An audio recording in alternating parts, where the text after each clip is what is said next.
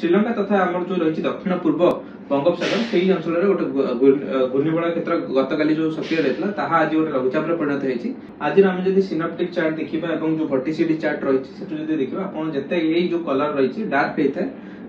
जमती कि आप फास्ट अच्छी green colour then orange then आपंकर जो रेड कलर रही है भर्टिसिटी माने आप जो गोटे घूर्णिबलय क्षेत्र रही सशक्त रही है। जब आप देखिए बर्तमान आपंकर श्रीलंका तथा आमर जो रही दक्षिण पूर्व बंगोपसागर से ही अंचल गोटे घूर्णिबलय क्षेत्र गतकाली जो सक्रिय रहता आज गोटे लघुचाप परिणत होती। व्यतीत जब आप देखिए गोटे आपंकर आउ गोटे भर्टिसिटी आप चार्ट रू जना पड़ी कि अंडमान तथा संलग्न अंचल आउ गोटे भर्टिसिटी रही। तेज या बर्तमान से जो घूर्णिबलय रही